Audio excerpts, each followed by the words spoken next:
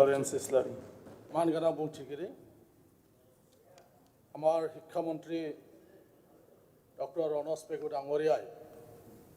Ji bill anile Sarkaror hoi pelai. Moi prothome ধন্যবাদ জ্ঞাপন কৰিছো। বহু বছৰৰ পৰা বহু শিক্ষক বহু ছাত্ৰ ছাত্ৰী বহুতো ৰাইজে আশা কৰি আছিল যে আমাৰ স্কুলবিলাক কেতিয়া প্ৰভিন্সিয়েলাইজ হ'ব। ভাৰতত এখন আইন আছে আমি সকলোৱে জানো, ৰাইট টু এডুকেশ্যন এক্ট। শিক্ষা সকলোৰে কাৰণে সকলোৱে শিক্ষা পাব লাগে, এইটো এটা অধিকাৰ।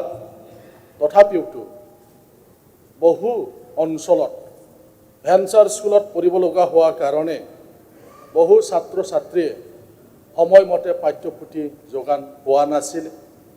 তেওঁলোকে মিড ডে মিলৰ পৰাও বহু সময়ত বঞ্চিত হ'ব লগা হৈছিল। তেনেকুৱা ৰাইট টু এডুকেশ্যন এক্ট থকাৰ পিছতো বহু ছাত্ৰ ছাত্ৰীসকল এই অধিকাৰৰ পৰা বঞ্চিত হ'ব লগা হৈছিল। এজন ফিলচফাৰে কৈছে, education is the movement from darkness to light. তো সেইকাৰণে শিক্ষা আমাক লাগিবই, শিক্ষা সকলোৱে পাব লাগিব। এই অন্ধকাৰৰ পৰা যাতে তেওঁলোকে পোহৰৰ ফালে যাব পাৰে, তাৰ কাৰণে যি অধিকাৰ দিয়া হৈছে সেই অধিকাৰটো সকলোৱে পাব লাগিব। বহু সময়ত আমি যেতিয়া বিটিআৰ অঞ্চলৰ ভেঞ্চাৰ স্কুলৰ কথা লৈ পেলাই চৰকাৰৰ লগত আমি আলোচনা কৰিছিলোঁ, ভাৰত চৰকাৰৰ লগত আলোচনা কৰিছিলোঁ। অসমৰ বাহিৰত ভেঞ্চাৰ স্কুল নায়েই, তেওঁলোকে ভেঞ্চাৰ স্কুল বুলি বুজি নাপায়। অসমতহে আছে ভেঞ্চাৰ স্কুল, বেলেগ ৰাজ্যততো গভৰ্ণমেণ্ট স্কুল আৰু প্ৰাইভেট স্কুল। আমাৰ ইয়াত ভেঞ্চাৰ স্কুল আছে, তেওঁলোকে বুজি নাপায়।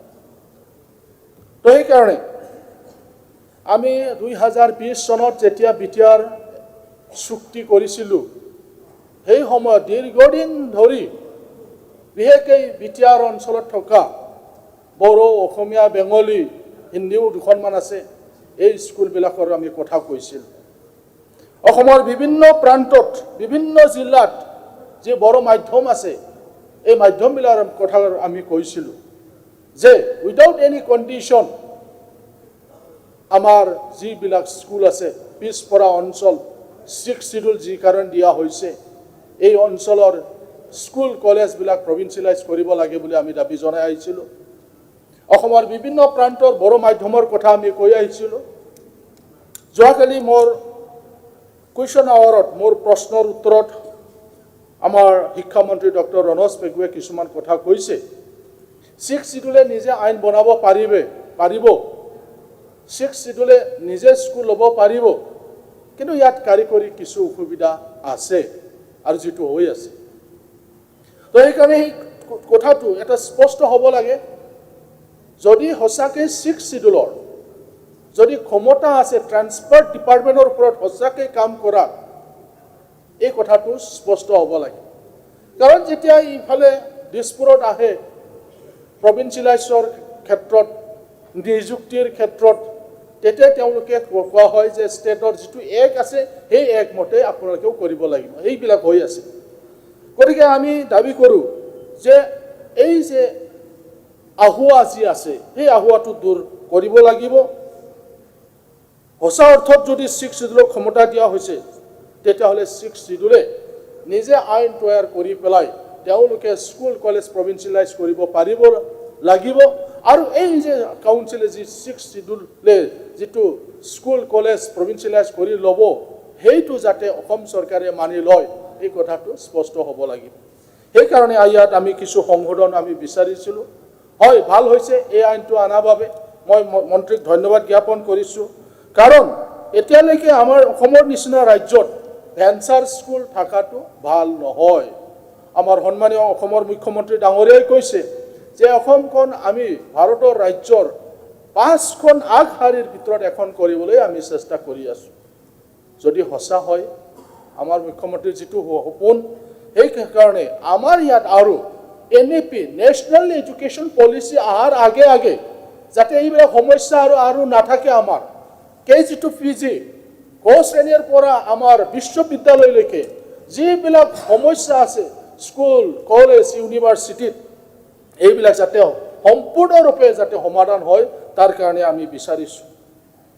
মাননীয় অধ্যক্ষ মহোদয়, আমি সকলোৱে আশা কৰোঁ যে এই কথাবিলাক ভালদৰে যাতে বুজি পায় চৰকাৰে। ট্ৰাইবেল অঞ্চল, পিছপৰা অঞ্চল, যাৰ কাৰণে 3টা চুক্তি হৈ গ'ল। 1993 চনত BSc চুক্তি, 2003 চনত BTC চুক্তি, 2020 চনত BTR চুক্তি। কিয় বাৰে বাৰে চুক্তি হৈ আছে? সমস্যা নিশ্চয় আছে। সমস্যা থকাৰ কাৰণে এটা অঞ্চলত, এটা জনগোষ্ঠীৰ লগত নহয়, এটা অঞ্চলৰ কাৰণে বাৰে বাৰে 3বাৰকৈ চুক্তি হৈ আছে। এই সমস্যাবিলাক এতিয়ালৈকে সমাধান হোৱা নাই। এইকাৰণে এই সমস্যাবিলাক যাতে বাস্তৱত অসম চৰকাৰে যাতে বুজি পায়। সৰু সৰু দাবী আছিলে, সৰু সৰু দাবী। প্ৰথমৰ পৰা যদি চোৱা যায়, আমাৰ অঞ্চলবিলাকত আমাক স্কুল লাগে, হস্পিটেল লাগে, ইউনিভাৰ্চিটি লাগে, ইঞ্জিনিয়াৰিং কলেজ লাগে, মেডিকেল কলেজ লাগে, এগ্ৰিকালচাৰ কলেজ লাগে বুলিহে দাবী আছিল আমাৰ অঞ্চলবিলাক প্ৰথমতে। এইবিলাক কাণ দিয়া হোৱা নাছিল। সেইকাৰণে এইবাৰ যাতে চৰকাৰে বুজি পায়, আমি সেইকাৰণে একবাৰৰ কাৰণে বিচাৰিছোঁ, ওৱান্স ফৰ অল যাতে এই প্ৰব্লেমটো যাতে সলিউশ্যন হয়। সেই কথাটো আমি বাৰে বাৰে চৰকাৰক কৈছোঁ।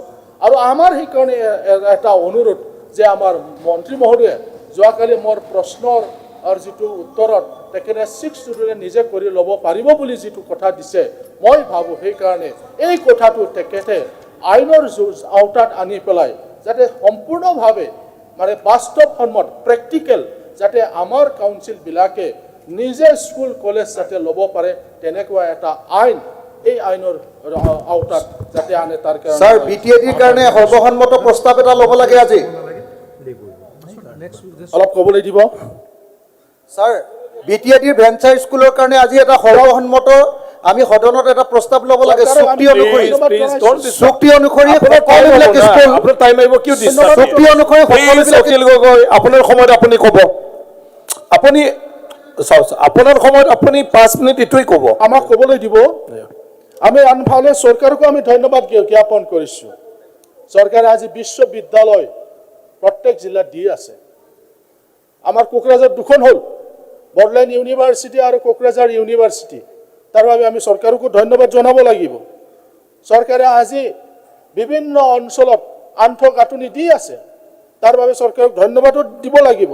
কিন্তু আনহাতেদি যিবিলাক আৰু সমস্যা আছে, এই সমস্যাবিলাকো যাতে সমাধান কৰাৰ কাৰণে বাস্তৱসন্মত এটা পদক্ষেপ যাতে অসম চৰকাৰে গ্ৰহণ কৰে, তাৰ কাৰণে আমি অনুৰোধ জনাইছোঁ। ধন্যবাদ। মাননীয় অধ্যক্ষ মহোদয়, আৰু আপোনালোকৰ স্পীকাৰ্ছ আছে 2জন, ক'ব না নাই? নক'ব? ক'ব। Thank you. ঠিক আছে।